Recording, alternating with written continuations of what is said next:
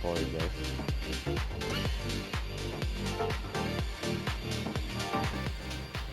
And I really couldn't hear myself out. People, we're getting ready for the podcast for Cecil. Stand by. Oh yeah.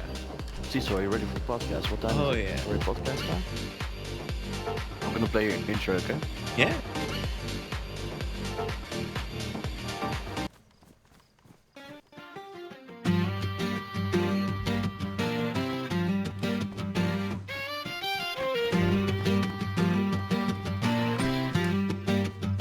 Well, it's a good old time on a good old show. Live from Radio Chernarus in Livonia. We're talking champions with your host Cecil. So sit back and enjoy the ride on the Champions Podcast.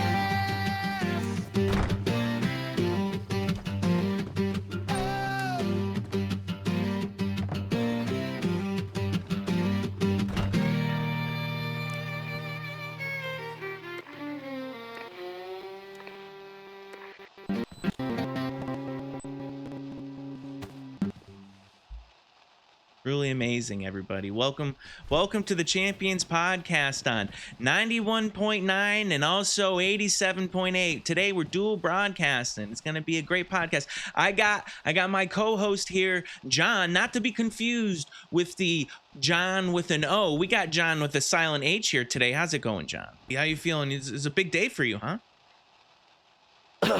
Yeah. Yeah, Sure is. We sure is. We just got done with a good broadcast for what was it? With German bass. That was amazing. That was fun. But before we kick things off on this podcast, we're gonna do a little pre-roll. See, the ads and sponsors say, hey, the best time to get a good ad read off is at the very top of the podcast, because that is when you have everyone's attention. So we got to take advantage of it because they take care of me, right, John? Yeah, that's right. Let's go. All right, so this can do first this. ad read is from a classic. The guys who take care of us. It's J-Rob. J-Rob Chocolate Volcano. Listen, friends, if you've been around here long enough, you know I don't just hype up any old thing. I bring you the good stuff. And today we're talking about J-Rob Protein. Yeah, the protein powder that somehow manages to make you feel like you're making better choices and sneaking dessert at the same time. Now, they've got a new flavor that's taken me right back to my childhood. Chocolate volcano. Remember those molten chocolate volcano cakes, the ones grandma used to whip up for birthdays, holidays, or sometimes just because Tuesdays were too quiet? The gooey center, that rich warm chocolate that felt like a hug in cake form? Well, J-Rob just bottled that memory and turned it into protein so you can actually feel good about drinking it. One scoop and boom, you've got clean protein, no junk, no sketchy ingredients, just fuel for your day. It's perfect for an after workout, before a podcast, or when you're just sitting around remembering the good times with grandma's apron covered in flour and that mischievous grin she had when the volcano exploded just right. What the fuck's this ad? Okay. But here's the kicker. This protein isn't just about muscles. All right. It's about chocolate volcanoes that come packed with the kind of clean nutrition that boosts your energy. It fires up your confidence and, yeah, even turns the heat up on your libido. Tap into your nostalgia for those old school chocolate volcanoes. Pour right in onto the. All right. Sorry. Let me get it out. Tap into your nostalgia for those old school chocolate volcanoes and pour it right onto the retiree of your dreams. One scoop and you're not just drinking protein, you're finding the old lady who always wanted to be reliving memories with them and making brand new steamy ones that will be remembered for all times. Picture this. She whips up those exploding volcanoes in shake form while you set off her volcano in return. It's a win-win for everybody. So whether you're chasing gains, chasing memories, or chasing down someone's sweet grandma for seconds, use your love for nostalgia and old school chocolate volcanoes on the widow of your dreams. Grab yourself a tub of J-Rob chocolate protein. Trust me, you'll feel stronger, clearer, and maybe a little nostalgic too. J-Rob Protein, erupt your best self. Go to jrob.com, use your promo code Cecil, that's Cecil, at checkout for 20% discount on J-Rob Whey Isolate Chocolate Volcano. And maybe a wink from Grandma, wherever she is. Oh, man. What do you think? What do you think of that ad read, John? Damn, bro, that's some good shit. Yeah, man. I'll buy all that shit. J-Rob, he's been the most loyal sponsor of all time. He's the OG. He's the one that's been taking care of us. And God damn it, if he doesn't give us the most magical ad reads ever. I can't say, whoa, music. I can't say that there's another sponsor out there that can provide what J-Rob provides, and I really appreciate it because we've been through a lot. We've been through a tumultuous relationship. You know, he's dropped me before, but he's taken me back. You know, it's just one of those up and down relationships. Have you ever had like an extremely delicious protein shake that just revitalized you and made you just want to pick up old women? Yeah. Yeah, that's I've never had one with that. Surely. Yeah, you drink J-Rob and you will. All right. Okay. So now that I'm done glazing our sponsors, we got a podcast to do. If you don't remember, okay, from the last podcast and anyone listening, I've been going through quite the thing ever since season 4 of the Champions podcast started. I've been going through heartbreak.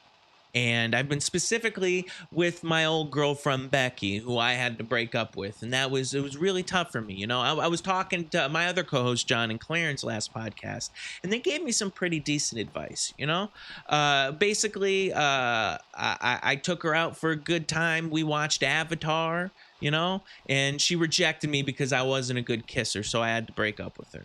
And it broke my heart. But because of that, I reached out to my listeners, and my listeners were like giving me advice, and they're saying, hey, Cecil, you should go polyamorous. There's no losing in that. All right, polyamorous, multiple partners. There's no heartbreak because there's just multiple partners. And I'm like, that makes sense. So they gave me advice, right? They gave me a lot of advice. And I originally started on Bumble where I met Becky, right?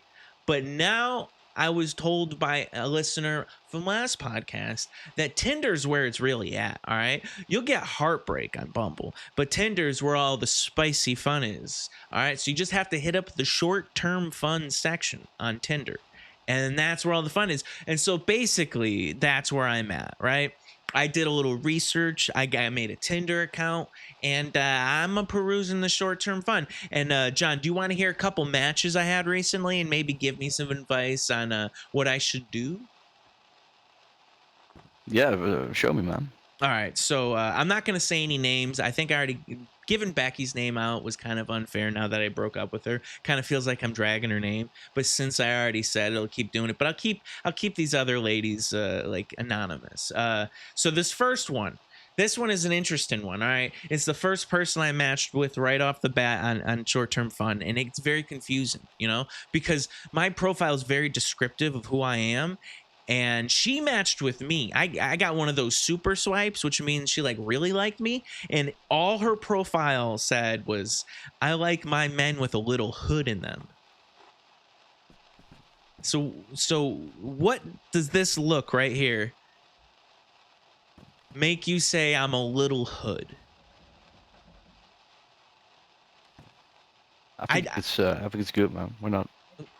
I don't understand. Like, what am I doing to give off hood vibes? Because she's really into me, and I think that's really high expectations. Because I feel like if we meet up, I'm not gonna be as hood as she expects, dude. I don't know what she sees. Well. See what I mean? Shit, who's there? All right. So yeah, I understand. Yeah. So I'm kind of concerned with her. So I don't know if I really want to pull the trigger on talking to her yet. But I'll move on to the next one, because this next one kind of scared me a little more. All right, because in her description of her, all it was she was Christian and a husky mom. Now, Christians, you could say it's a little terrifying because of their history, but that husky mom is probably the most terrifying thing you can ever have. Have you ever interacted with someone who owns a husky? It's Yeah, it's a they're few times you could in walk Sweden. all over them. You could just walk, because huskies are the most abusive dogs out there. They're mean. They're not mean, but they're just manipulative. They don't listen, and they just walk all over you, and their owners just let them do it. All right. And so this woman, what she want me to do? What that's dude. You know what's even more terrifying is someone who owns a Great Dane. Oh my God, that's this. I've had friends who owned a Great Dane, and they weighed less than that dog, and I don't understand. That's like, what do they expect? Never trust a single woman who owns a Great Dane. All right, because that thing's probably beating the shit out of her at night. I'm not going for the husky, mom. That's I don't want to be with a husky. Hell no. Oh, this other one, I matched with her, and she was all like cool, and so I was like, hey, you're really beautiful, right? Because I was like, hey, I want to give her good confidence. And her response was, hey, you're really chilling. Nah, that left me, it threw me off, man. She says really chilling, and I responded with like terrifying, because chilling, and she just left me on red. Like it was, did I look like I was just like straight like cool, like I was chill? Or do I have that terrifying chill look? And why would you match with someone who said I was chilling? Would you ask her out if she said that you were scary? Yeah. You would? Okay. So maybe I should hit her up. You ask. Yeah. Yeah. Okay. Why not? Always try. If you don't shoot, you never. You miss all your never shots, hit, you know? That's Yeah. I mean, what if she is afraid of me? What's the big deal? This other one gave me really mixed signals, because at the very top of her profile, she said she has an affinity for big eggplant emojis and super hot men. And I was like, that's flattering, because I'm one of those, right? That's very flattering. And then she said, I just want to have sexy, hot, fun time with men or couples, which sounds like she's Borat, which I don't understand, but I'm still going to go with it because that gives good vibes. That's the poly I'm into, right? And then she lists again, you have to have good teeth. It's a fetish of mine, which kind of throws me off. It kind of throws me off. I can understand being into good teeth, but like having a fetish for teeth kind of scares me. What you want me to do with my teeth? And then she really throws me off with this big mixed signal that I don't know how to respond to. In no way, shape, or form am I trying to jump into your bed. Don't make that assumption. Now, why would I make that assumption, John? Now, why would I make that assumption? There's no way. Nothing she said previously would make me have that assumption. That she's implying that I might have a big eggplant and I'm super hot, and she wants to have fun with couples. I don't understand poly, dude. I don't understand poly. This doesn't make sense. It's confusing me. Why not? It's in human nature, Right, Hans? It's human nature to be like, hey, I want to have sex, nature. but then also say, hey, I don't want to go in your bed. Don't expect that. It makes no sense, man. This polyamory is really, I think I'm in over my head. Oh, he found it. Oh, he found it. Oh my God. Oh my God. If Fuck, Hans, for you all got the nails. listeners out there, Hans just walked in with a box of gold.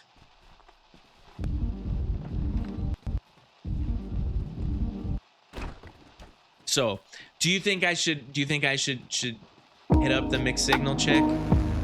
Whoa. Do you think I should hit the mixed signal chick? Yeah, the one who's being like, hey, I want to have a hot, sexy time, but also don't expect me to have sex with you. Should I just see what's up? Yeah, of course. All right, so I got a couple people to hit up. Not the husky mom, but the one who's scared of me, and the one who might be rejecting me immediately off the bat.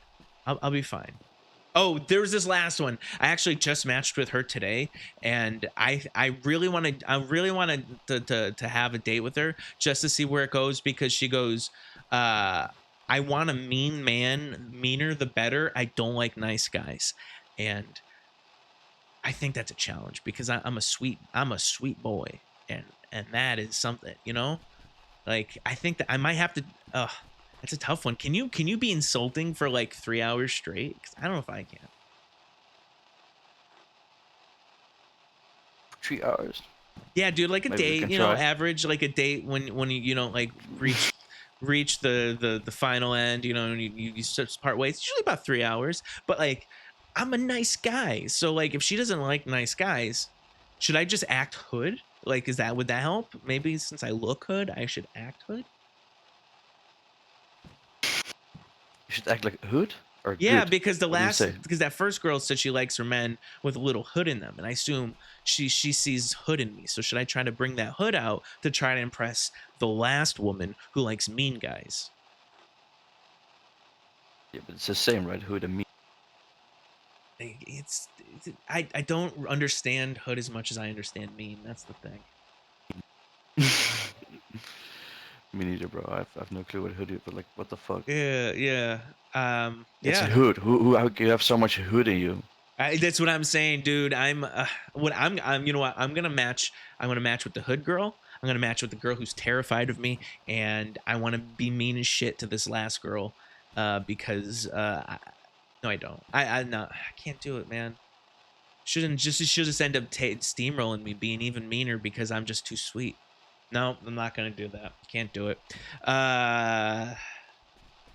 Oh yeah, dude. I actually, you know what? I did go on a date recently, and I forgot to bring that up. So I had a problem with Becky, right? Because she broke my heart because she didn't like the way I kissed. And so I went back on Bumble again, and I reached out to an old match. It's not a new match because she was also into the whole poly lifestyle, right? So I went on a date with her, and I'm kind of confused, kind of alarmed, to be honest, because I think I may have gotten catfished, you know? And can you help me find out if I got catfished, John? Yeah, I will. How you want me to do that?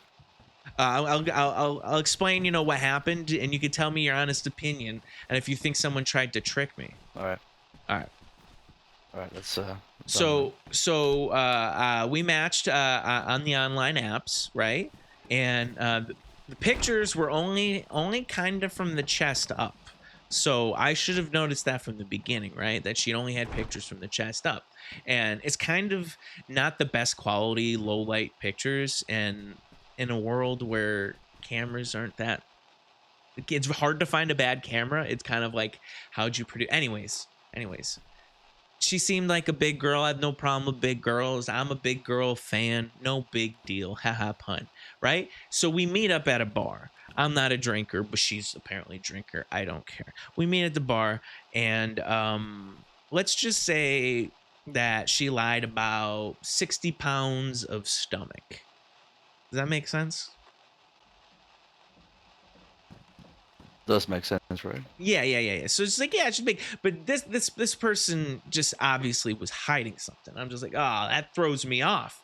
Now, my question is she may not look like a catfish. She more looks like a walrus. Can you get catfished by a walrus?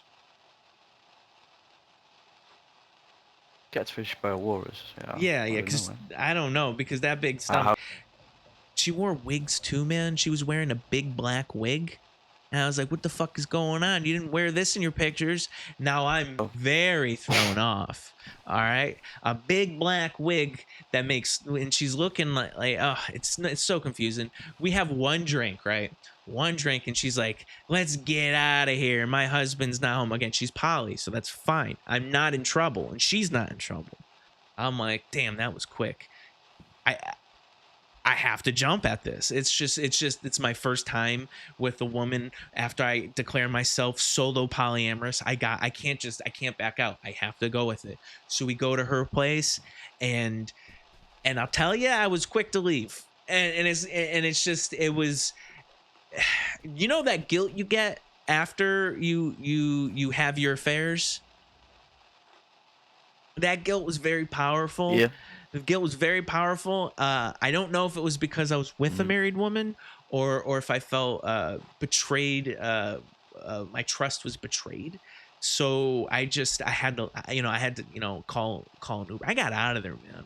and she's kind of been hitting me up. We went on a second date, but we didn't go back anywhere. We went to see a movie, you know. This time, dude, silver wig. Silver.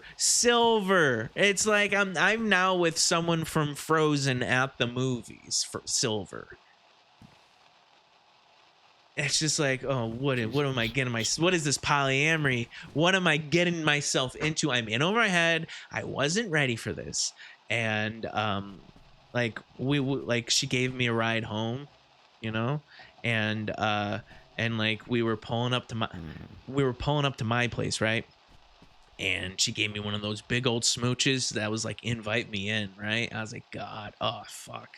The problem is I have a twin bed and it's got a spring base, and I don't think two of us can actually fit on that thing like safely. So I just gave her some excuse and be like, I gotta go, and she kind of was left like really thrown back because she really threw on the smooch, you know, and I ran away. And now I think that she feels offended the way I was offended by Becky's withdrawal of my kiss to her, you know? And so now I think this girl thinks that I don't like her kisses, which her kisses were fine. I don't want to open this Pandora's box to see how much further this wig rack goes, you know?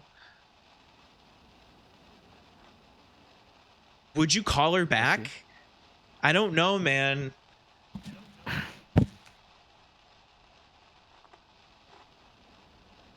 Honestly, I wouldn't. Do you feel like, was that a catfish? Was that her just trying to get her rocks off? You think like her husband was out of town or something? Hmm. Wait, Hans is saying something. Oh yeah. Roger.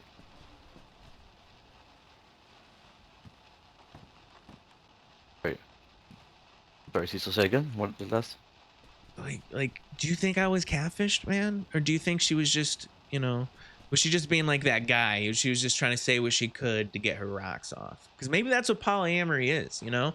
It's just everyone acts like that guy, just trying to just like add a notch on their belt. Is that what it is?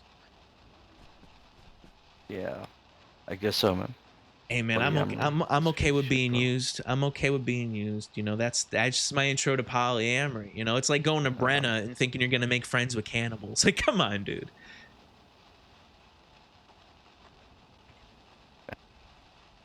Okay, so I do have another date set up.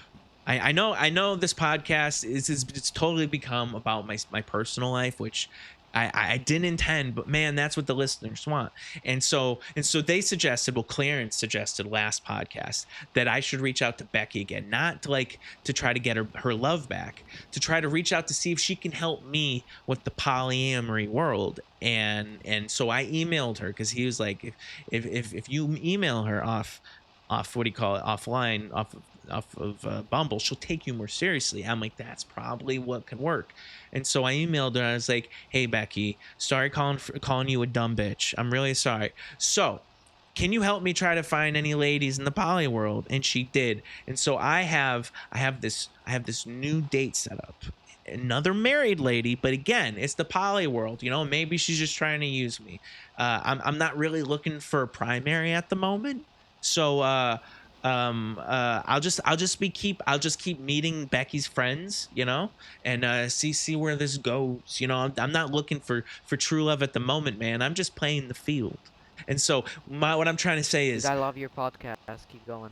Thanks a lot, man. What I'm trying to say is look out in the future, because I'm going to be having updates on this new lady, because we're going to be going out on a date and it's going to be a fun time. And you know what? Maybe married women are my thing. I don't know. Anyways, that has been my update on my life, John. I'm happy you were here to listen. And for everyone else listening right now, thank you for being there. If you have any advice on my personal life, you can always write me an email at yourhostcecil@gmail.com. I'll read it live on the podcast. I'll consider the advice at the least. So we'll move on from there. Today's episode, I really wanted to touch upon scams, you know, It seems like everyone has a scam here, and it seems like based on my last podcast and the general polyamory world, I'm gonna have to get used to scams. You know, if you meet someone anywhere around these parts, if they're part of a faction or if they just have their own base, they've got a little something they want to lure you into. You know, a smile on someone's face isn't always a welcome smile. It's them trying to lure you into their net. Like, as I said, cannibals in Brenna will only smile at you when they want you to play one of their little games, you know, until eventually they cut your balls off. You know what happened to me before the storm? My balls got cut off when I was just spreading the word of the Champions podcast, and I ended up tied up in a doctor's office, and he was just cutting my balls off and having a woman stick his finger up my butt, saying it was a prostate exam. That was his scam. Tried to get elbow deep in old Cecil. But yeah, and then also after the storm, I got shaken down by multiple police officers looking for drugs, only for them to be just chewing on pills as they're trying to get all the weed that's on me. Like, we have these opiate addicted police officers out there shaking people down for their marijuana. Can you believe that, John? So what I'm trying to get to is everyone out here's got their own scam. There's scams everywhere. Like just like last week when the lesbos came. Were you here when the lesbos came, John? Oh, I didn't hear about that. What happened with that? There was a group of people saying they were building contractors, and they had this long acronym for a title that ended up being lesbos. And basically, the whole idea was to get inside your base to check for building code violations. And they were just looking for nails. Yeah, I remember. That was a scam of all scams if I've ever seen one. And that just reminded me, hey, I need to out all the scams that I see out there, you know? Because I want to nip it in the bud, or at least people be prepared for the scams they're about to get into.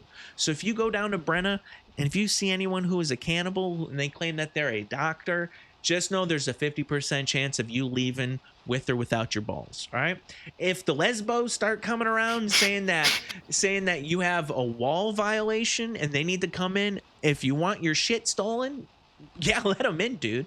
I'm just saying, don't trust anyone with a smile on their face and welcome you into something out there, and unless they like already given you something, you know. Scams are rough. You want to hear about a scam I had in the past? I haven't really shared this with someone, but I feel like this is a good platform. All right. I think we can talk about it, right? Yeah, we can talk. This is a good platform. All right. So, yeah, I think that I'm asking a lot of rhetorical questions. It's a very good point. I should just continue with these. Like I call this like these real leather jackets that I got. I feel like it was a scam. I'm pretty sure it was a scam. I was by the airport at a gas station where this guy who was really formal dressed and he had like a Mercedes. He approaches me and he says that he's in a hurry and he needs to get rid of these leather jackets. And I'm telling you, the way he was presented was enough for me to just continue down the rabbit hole to see where he was going with this. He said that he could sell me these 4 leather jackets, all separate colors, different styles, for $100 a piece. I look at it, they're Armani jackets. I'm like, $100 a piece for Armani? What's the grift, dude? He said there's no grift. He's just in a hurry and he doesn't have room in it for his luggage because it's by the airport. I'm like, that makes sense. He was supposed to have this deal earlier and it fell through and there's no room and he needs to just get rid of it.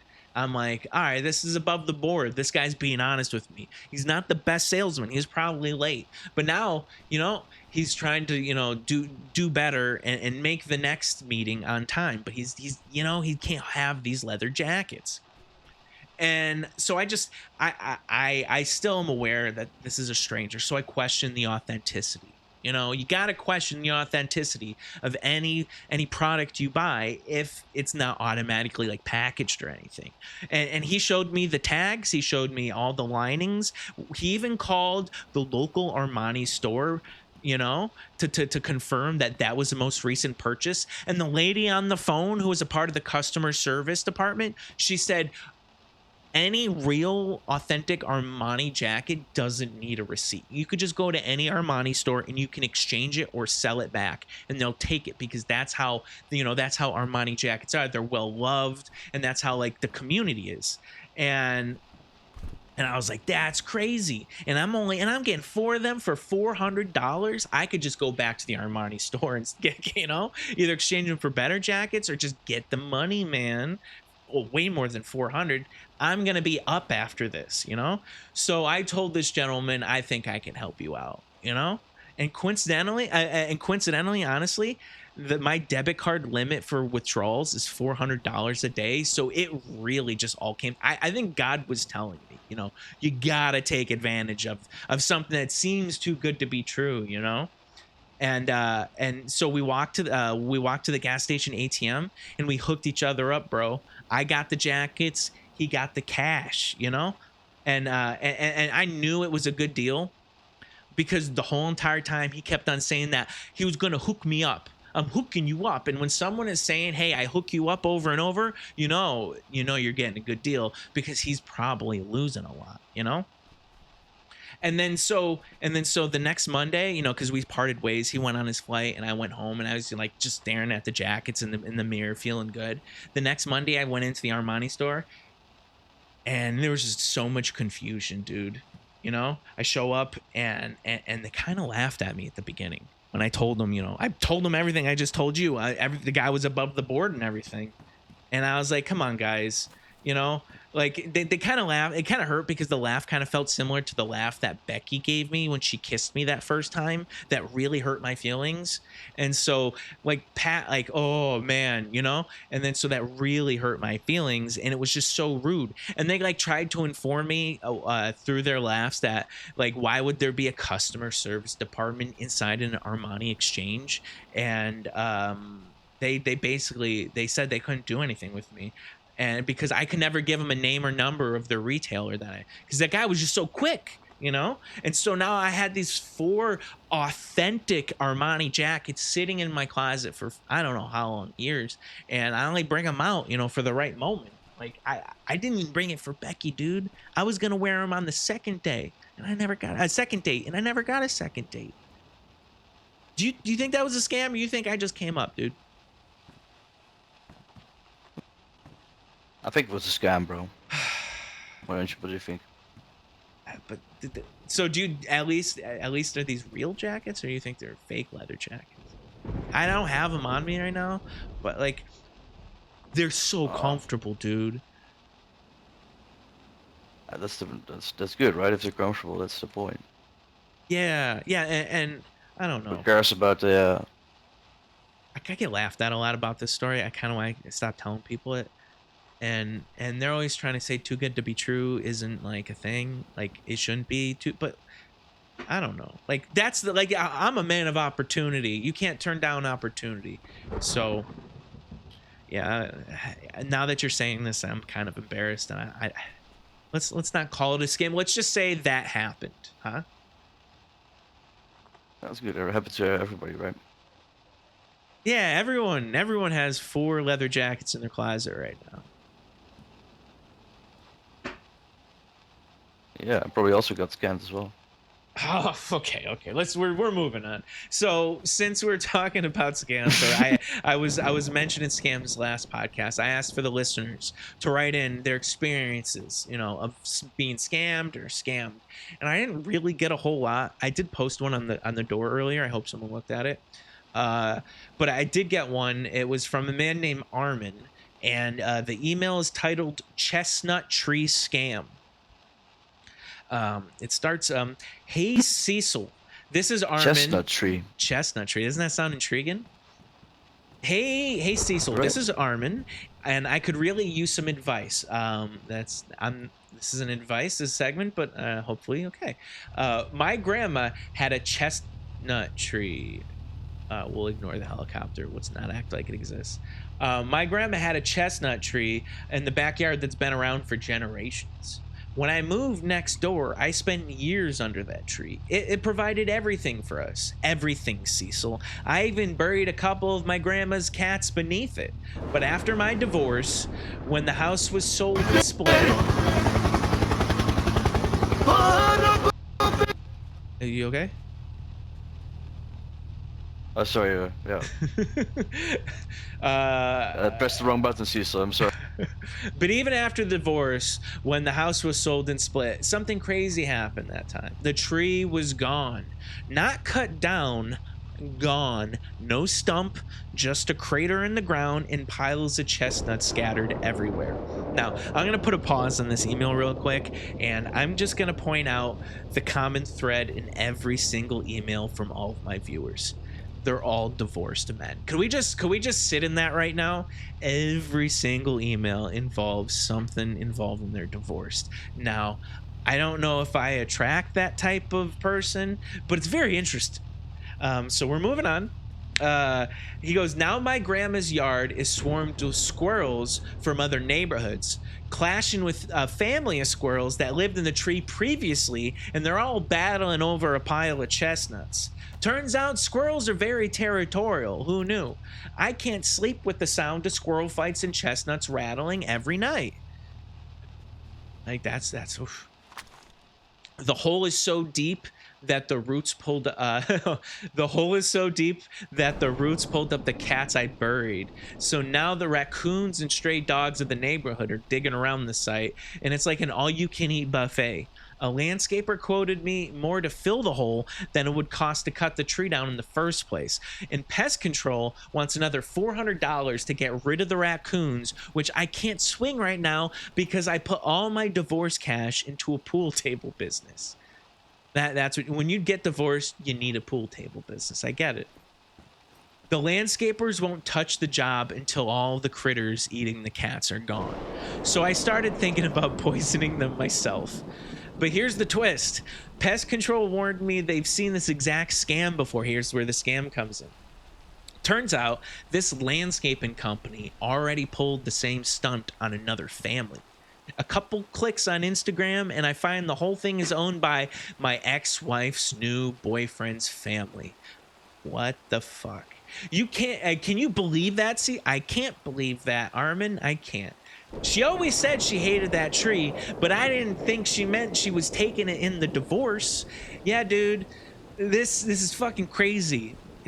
This seems premeditated, John. That's all I'm trying to say is if that tree was pulled out of its roots and now this landscaping family did this guy was a target. All right. Okay. She always hated that tree, but I didn't think she wanted a divorce. When I went to their office, the landscaping office, I didn't even clock it until later, but everyone was sitting there eating bowls of chestnuts like it was nothing. I've never been so livid. I've never felt more betrayed. The more I think about it, the more I'm convinced the tree wasn't just stolen. It was taken for a purpose. My ex and her boyfriend's family have probably been harvesting those chestnuts for years, waiting for the right moment to cash in. Okay? Chestnuts aren't just food. They can be ground into flour, pressed for oil, even tied back to old world medicine. The kind of stuff that big agriculture doesn't want people knowing. This is going down a hole. Okay. The bowls of nuts in their office weren't snacks, Cecil. They're proof they've cornered the supply and they're keeping it for themselves. And here's the kicker. Natural foods like chestnuts make people sharper, stronger, harder to control while the government's been pumping fluoride into our water. There it is. And processed foods, even our toothpaste. That hole in my grandma's yard, the uprooted cats I buried, my divorce, the money I poured into my pool table business, it all starts to feel like part of a part of the same system, like a long game designed to make me weaker, distracted, and compliant.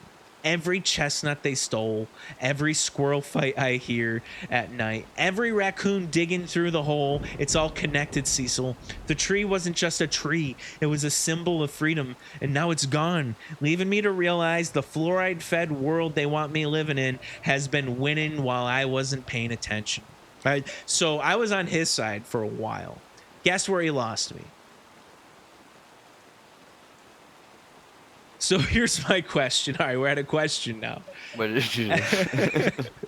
After I poison the dead cats and the piles of chestnuts in the yard so the raccoons and dogs can stop tearing through everything, should I also box up what's left of the chestnuts and poison and drop it off on the landscaper's front desk, or am I just emotional? Sincerely, Armin. Well, yeah, that took a turn, you know? It started off where I felt like this guy was taking advantage, and it turned into a conspiracy theory about fluoride. And now he wants to poison an office full of chestnut eaters. Oh, he has a postscript. All right. P.S. Do you know of a good landscaping company in the greater Rhode Island area? P.S. 2. Do you know that chestnuts were originally known as sergeant nuts?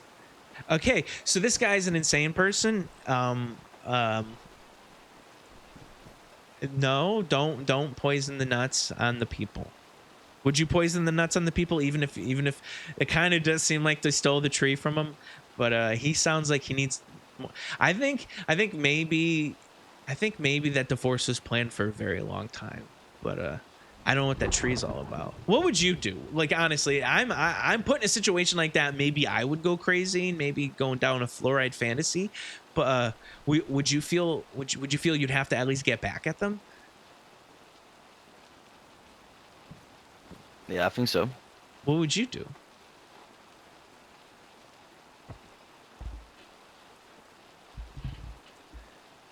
Good story. It was a good Good story. question, Cecil. Yeah. I don't know. You don't know what you do? Well, I wouldn't I have still poison their something in my ear. chestnuts. You have some. Oh, you have something in your ear. Gotcha. Well, I wouldn't poison I their have something in my ear. chestnuts. I'm Gotcha, sorry. dude. No worries, dude. No worries. Oh, thanks, bro. Yeah, dude. I personally, Armin, I wouldn't poison this family. It seems like a family business, and as much as evil they are stealing your tree that you love so much, and your grandma's tree, and maybe we should consider calling authorities. You know, because you don't have to take this. You know, vigilante justice isn't for you, Armin. It seems like your emotions are really high. Next time, don't give away your location. Rhode Island's a very small state. They could probably find you now. Yeah, Armin, if you ever write in again, don't imply anything like that. I can't. Man, sorry about your divorce, Armin, but stop. That wasn't really a scam as much as an advice on murdering someone. I think he kind of used the word scam as a way to lure me into reading. People just say whatever they can to get me to read things sometimes. Where are we gonna go? Oh, okay. This podcast has been going on for a bit. We talked about scams. We talked about my life. We've had a couple crazy people talk to us. I usually like to end podcasts on a final thought. Just to sum everything up. So can you give me a second to really ponder on this final thought?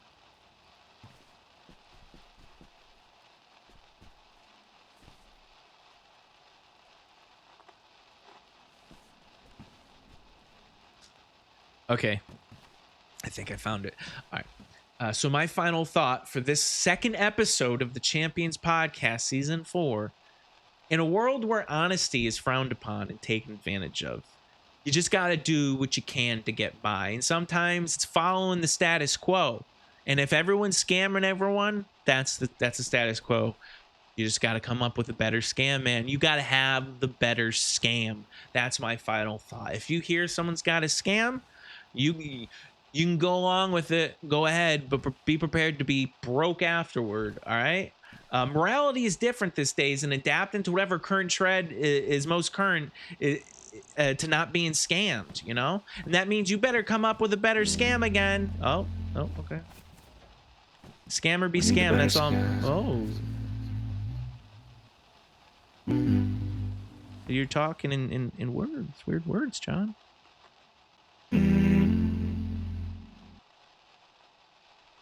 Okay, I like that. Yeah, it's scammer be scammed in Livonia, guys. All right. Having said that, I have a bridge to sell you in Poyas. And if you want to know what's Poyas, it's a very beautiful town in the mid-western edge of the map. All right, it's the promised land from what I hear. It's got very rich in resource. It's governed by enlightened laws. It's populated by civilized, friendly population. You know, they're eager to welcome all survivors. You know, the climate there is remarkably healthy, where immune systems thrive. You know, and if you're interested in getting a piece of land or maybe some property in this land of Poyas, just reach out to me. All right, it's at yourhostcecil@gmail.com. All right, and we'll try to figure out what we can exchange for this land. You know what? See what type of payment you can give to me, where we can exchange that property. All right. So if you want to buy a bridge, if you want to buy a house, if you want to buy a farm, come to me. You know, maybe it'll be like a box of nails. Maybe it'll be a nice gun. Who knows? We'll get you in a house. We'll get you set up. We'll get you something nice. All right. I also like to end, John. Can you hear me right now? I like to end every podcast. I like to plug things, like whatever you're watching or listening to, whatever's got your attention. What do you want to plug? What do you want to plug? How do you mean? What yeah, like hey, like what do you want to give credit to? Like last week, I gave credit to the show on Hulu. It's called Alien Earth. I've been watching it. It's very amazing. It's got a lot to do with, and I want to tell my listeners what to watch. I want to tell them, hey, this is what's interesting out there. And I believe John, he told me, my other co-host John, he wanted people to watch some Minecraft video. Whatever, fucking whatever. So, do you have anything you want people to listen or watch? Any type of media? I just got a new piano, like a little MIDI piano. Shit. That's what I'm playing with. Oh, fuck yeah, man. Yeah, put out some music, dude. It's for my birthday. Okay, put out some music and we'll plug you later on. I'm going to try. All right. So for what I'd like to plug right now for this episode is I've been really invested on the new video game Donkey Kong Bonanza. It's on the Switch too. Oh man, is it addicting? I have extreme rage problems, and so it's acting like a big monkey and smashing things really lets the edge off, and it's basically like Minecraft with a smashing monkey. And so, yeah, if you're looking to really get the edge off, maybe you're looking not to kill somebody, you just want to smash through like a mountain, Donkey Kong Bonanza. And also write in for advice. We're always looking for advice, to give advice. Since I'm a podcast host, I'm required to have an advice segment. It's just my responsibility. So if something's bothering you, something's irking you, if you're at an impasse where you don't know where to go, write into yourhostcecil@gmail.com. That's yourhostcecil@gmail.com, and we'll read it live on a podcast. Hopefully you're not divorced. Maybe you have a different problem, but I'll give advice. That's my job. I'd like to thank everyone for joining us. It has been quite the podcast. I really like to thank John for joining me. You've been such an amazing co-host. You've got great tunes that you play all the time, and I look forward to hearing the music you create.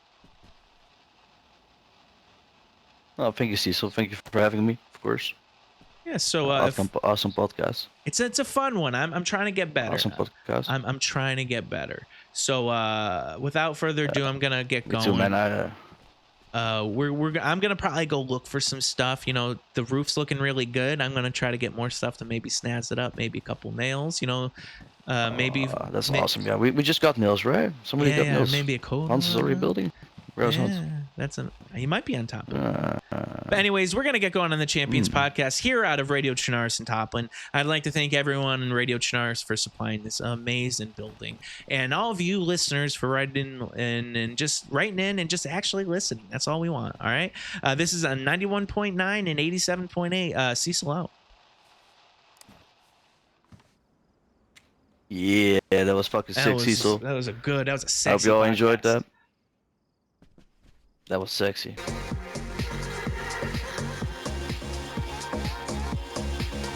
Oh shit. No, we gotta stop.